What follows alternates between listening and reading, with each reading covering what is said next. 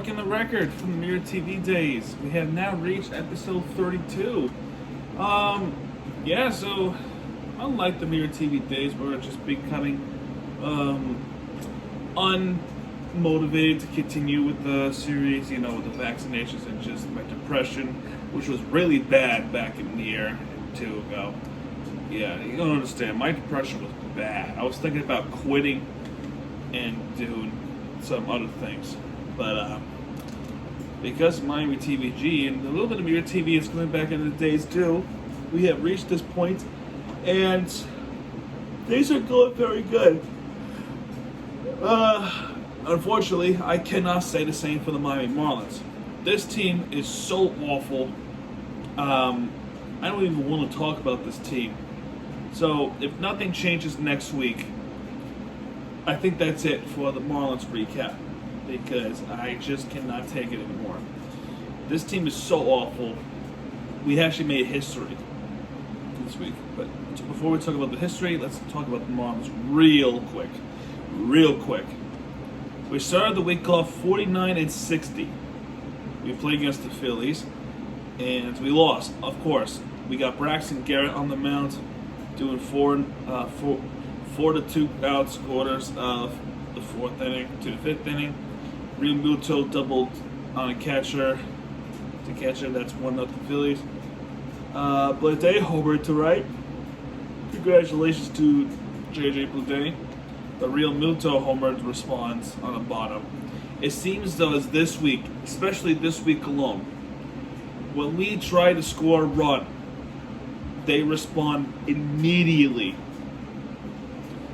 But unlike us, they consistently score because Segura and Bohm would score. Segura with the home run and Bohm to single, which is 4-1 Phillies, and that is it. Nothing much else. Wednesday, we had a chance to win. We had a chance to win with Alcantara on the mound. And our freaking bullpen. So, let's see what happens. Stalin singled to center. LeBlanc singled to right center. Kyle Schwarber doubled deep left center. JJ Bleday doubled deep right center. And then Alcantara falls apart. Now this is the moment where you should think about getting Alcantara out. This is the part right here. But they didn't do that. So last time they tried this, they took Alcantara out and the bullpen immediately blew it in this series alone. I bet you Donnie was scared of the media making an intention to not bring him out or to have him stay. So they had him stay. And Alcantara was beat the crap out of in this inning. And he didn't win us the game. I was gonna blame the bullpen, but the bullpen was not its fault. And we lost the game 3-4. We should have won that game. This game we won 3-0, but I can't even celebrate. Joey Wendell singled to left center. Nick Fortes, well pitched, 2-0, and then Litwin Diaz on deep center. Tanner Scott, he is so inconsistent. And Tanner Scott almost put us into a deep shit. The bases were loaded in the bottom of the 9th inning. He struck out 2 and he grounded to game winner. So now we have 50 wins. Braves series. This game was so frustrating. We had the chance. And you give it to Eliezer Hernandez. Pablo Lopez, 4 runs given up. Okirk, Brasbolson, and Hernandez give up 2 runs in a crucial matter. And we lost. Brian Anderson, home runs. Jacob Stone's ground to double play, but Rojas was fast enough to score. Olsen, a homer to center. Swanson hit a sacrifice fly to center. Harris, the second home run. and Peyton Burdick doubled to left, which is 4-3 Atlanta. We had a good shot at the bottom of the ninth, and of course, Jansen was the reason. 4-3 Atlanta. We had a doubleheader, and it was miserable. It's because in this doubleheader, it's been all Atlanta. Let's be real.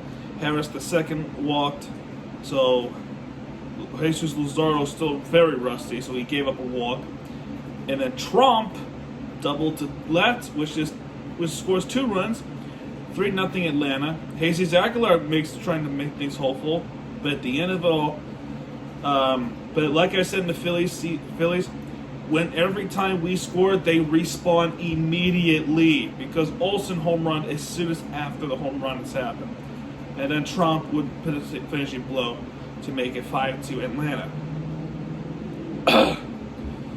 That's the game 1 of the doubleheader. Game 2, this was even worse.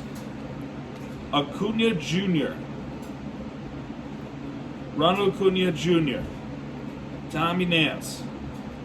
The first pitch of the game, the very first pitch of the game, he gives up a home run. And that's Acuna Jr. Gibson homered to left center, which is 3-0 Atlanta. Joey Wendell reached on the infield, single to shortstop. Williams scored. Olsen home runs immediately after they score. Jesus Aguilar home run to center. And then 7th inning, of course, they immediately scored, but this one it was a 2-run hit. Acuna and Harris the second scored. This was the final score, 6-2. And above all, tonight,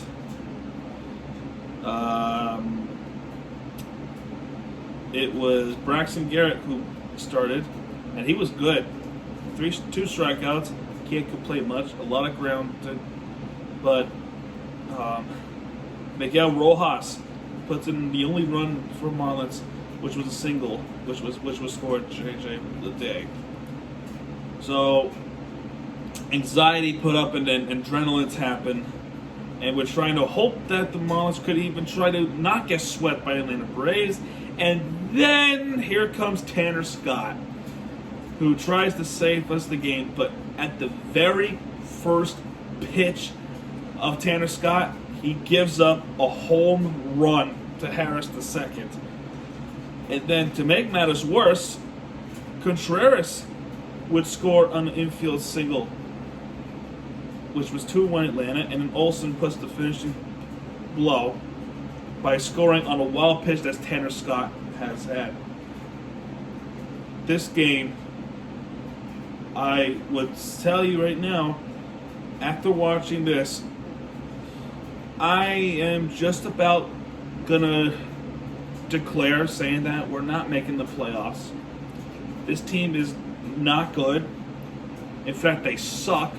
So a long stretch of rebuild is happening again. In this game, he threw about 40 pitches. Tanner Scott, 40. That's long enough to be a freaking starting pitcher. And we got swept by the Atlanta Braves. Keep in mind, we started this week 49 to 59. And 49 to 59. Am I correct?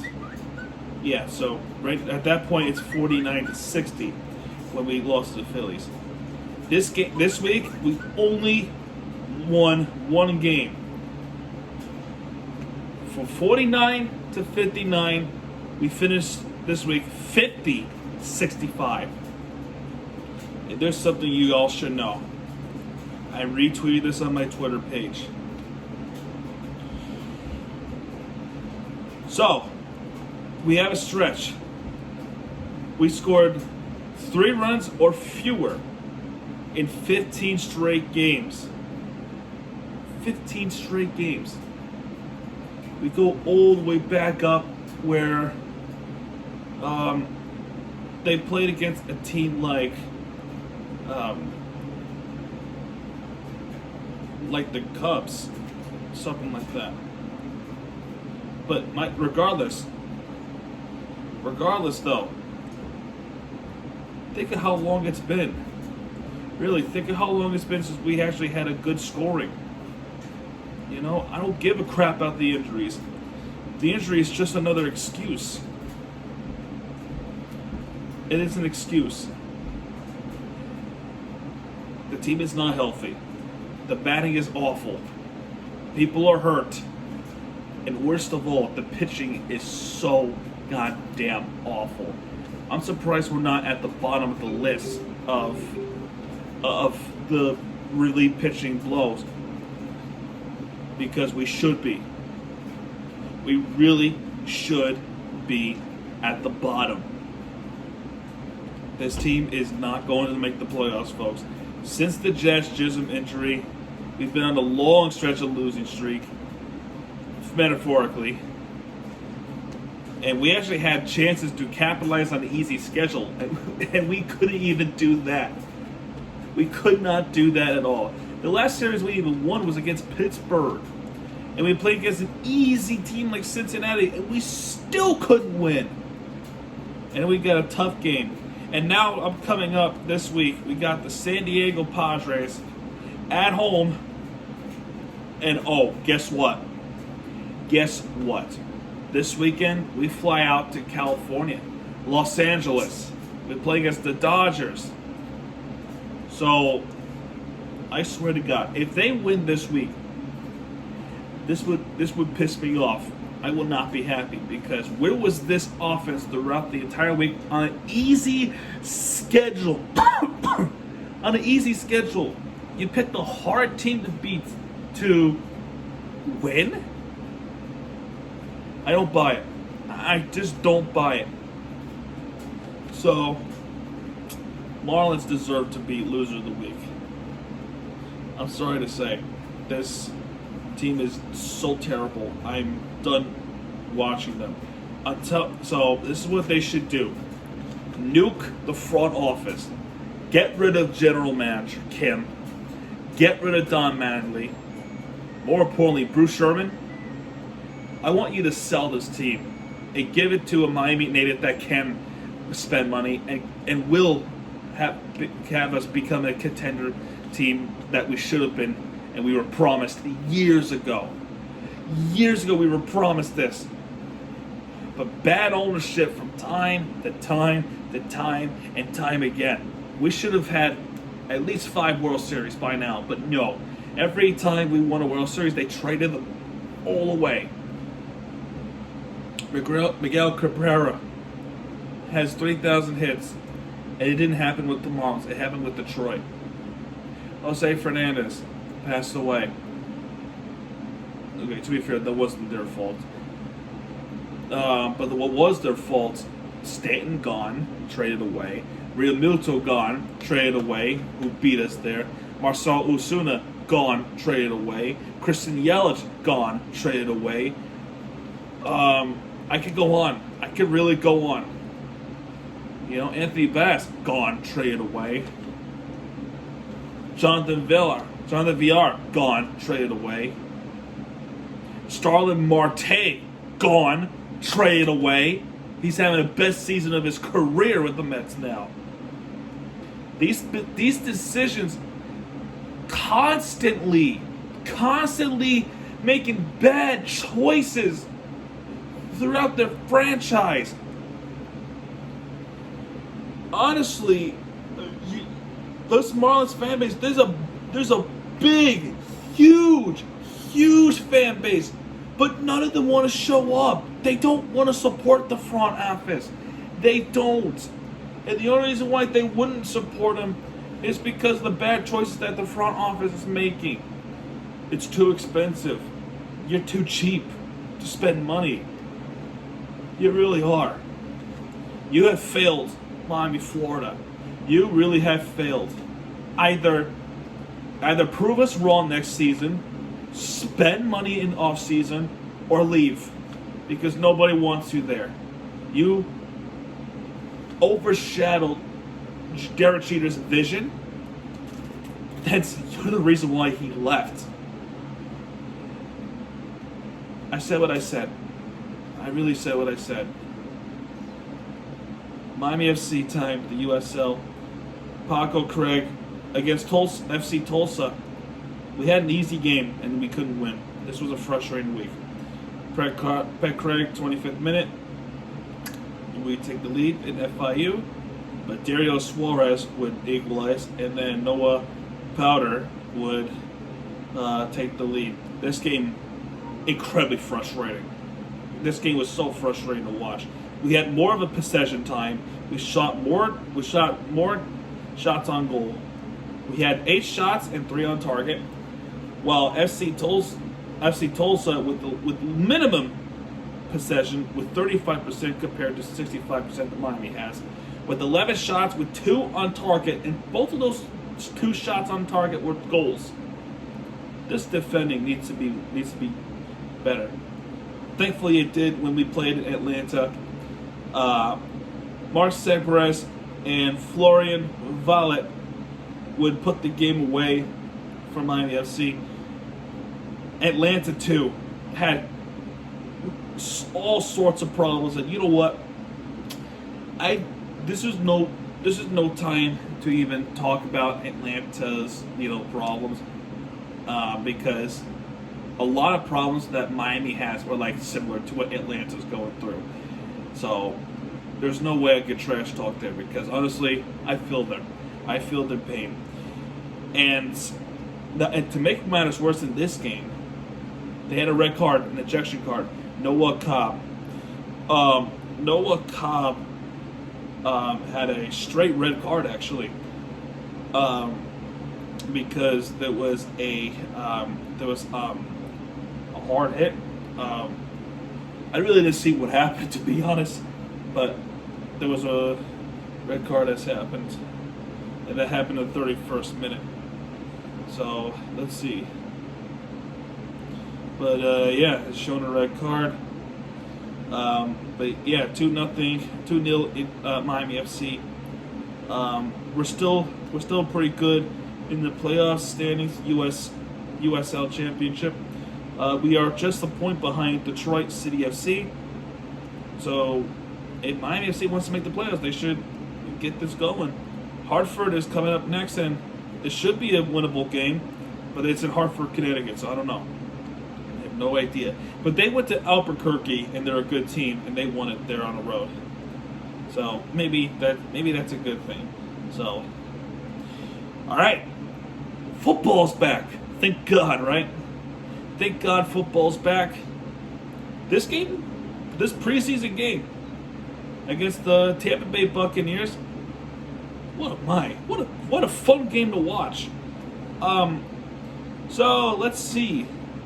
First quarter, Jason Sanders with a 33-yard field goal, and then Tampa Bay responds with the touchdown, with Jalen Darden with the 23-yard pass from Blake Gamber, 7-3 Tampa, and then second quarter, Keyshawn Vogt with a 1-yard run from Tampa Bay.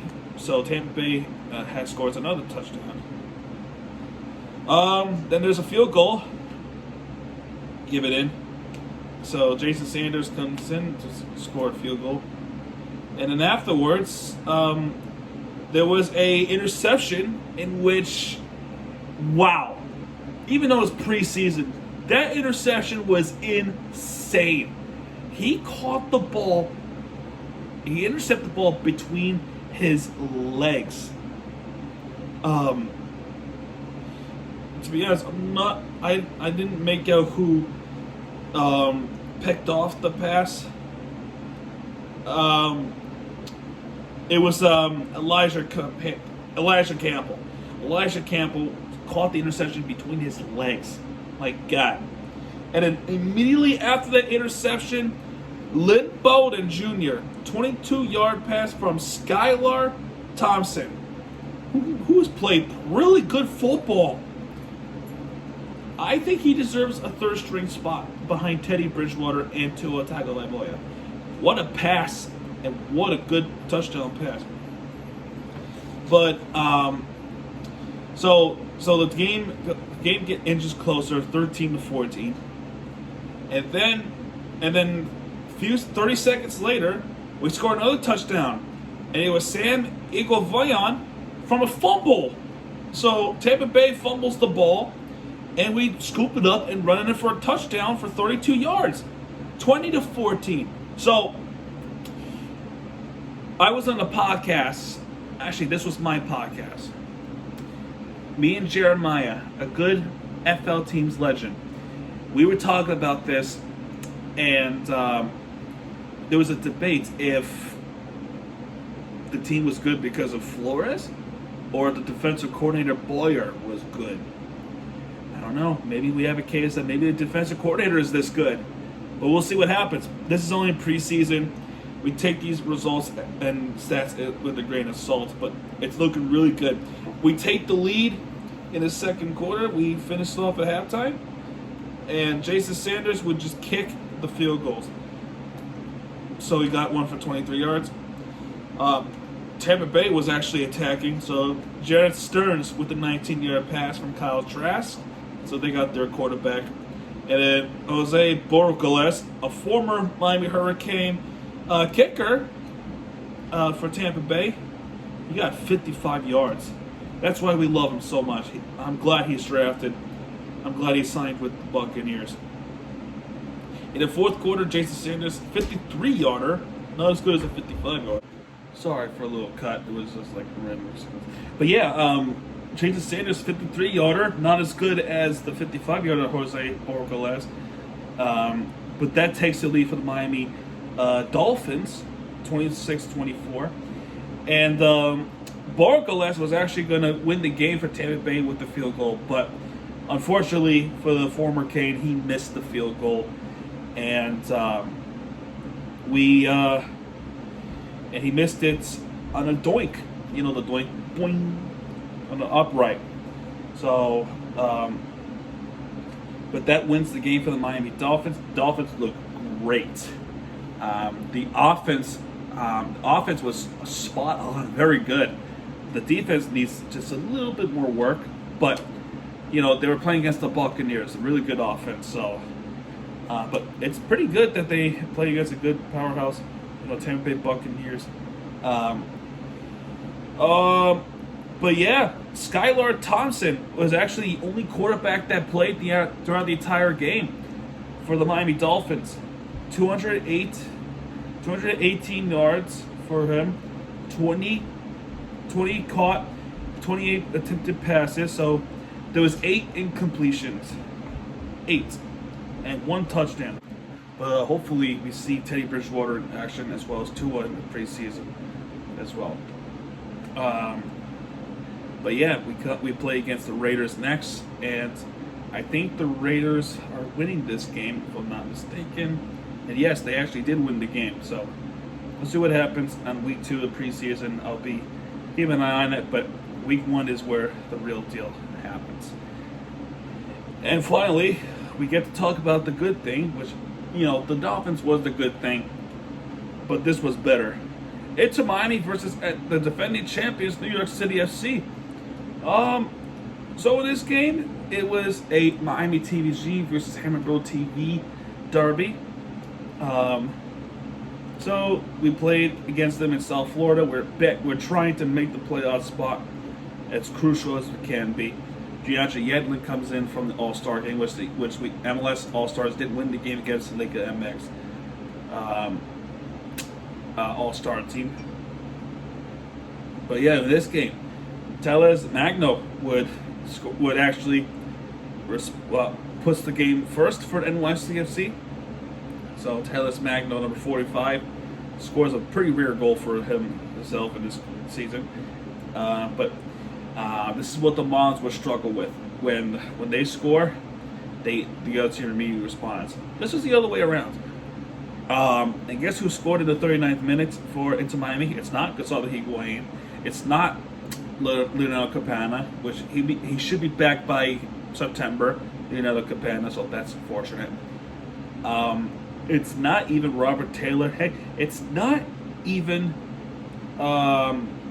Emerson Rodriguez. It is the 2020 MVP Alejandro Pozuelo. scores the goal in the 39th minute, and it was a beauty goal from outside the penalty box. The defense was right there, and he kicks it right through Sean Johnson, and then equalized 1-1. Now, in the second minute of stoppage time in the first half, Thiago would actually takes the lead for NYCFC, number 8 for New York City FC, if I'm not mistaken. But that's the part where the defense needs a little bit of work. But they would get it together in the second half, because second half, the defense was good, really good. NYCFC had a majority of the possession. The defense was really good. So, in the 63rd minute, there would be a goal after a lot of chances and misplays happened for NYCFC, and a little bit into Miami too. In the 63rd minute, finally, Ariel Lassiter would equalize on a heads-up play, kick on his left foot back in the net by Sean Johnson. And then in the 84th minute, something happened. There was a terrible costly mistake from New York City FC. Morales, number 7, not Maxi Morales. It is Alfredo Morales. A little soft pass to Sean Johnson, right? A soft pass, and it's not even a good pass at all. That pass was not even like a hard pass. It was a soft one, and Pozuelo was right there. So he saw it. He was heads up. He runs through it and takes the lead for Inter Miami on a beautiful goal. A costly mistake from New York City FC. And because of this, Alejandro Pozuelo, just like that, scores the second goal of the night. And New York City FC would lose this game. And, you know, the corners and set pieces for New York City FC, they were close. But defense was really good. And until the final whistle, Inter Miami did win this game 3-2 in New York against New York City FC. A monster win. A monster win. And with this win, New England winning, Orlando winning, Cincinnati tying, Chicago losing, that's a good one, and Columbus drawing, we move up to 7th place in Eastern Conference. Eastern Conference, we're just above the red line, right behind Orlando City. The only reason why Orlando City is ahead of us is because they have a goal differential than Inter Miami with by 1 goal. I'm not kidding you, 1 goal difference. But that's gonna do it for this recap, folks. Next week we'll talk a little bit more about Inter Miami, and and hopefully they win the game, and we'll talk more about the Dolphins because it's football season. I'm stoked. I really am stoked. But yeah, come back to FL teams. I'm gonna have a podcast. I'm gonna try to see if I can do a Hurricanes episode. But you know, hurricane season's on its way too, and I'm really, really, really excited for football season because I think if football goes well in the next couple of years, football town would be reclaimed just like that. Because Miami is a basketball city. But it could change real quick. But yeah, that's going to do it for this video, folks. If you have liked this video, hit that like button, subscribe for more content, because Miami TVD has your back. And when he does, he'll be right there with you for the entertainment you deserve. Miami TVD signing off, folks. Good night, everybody.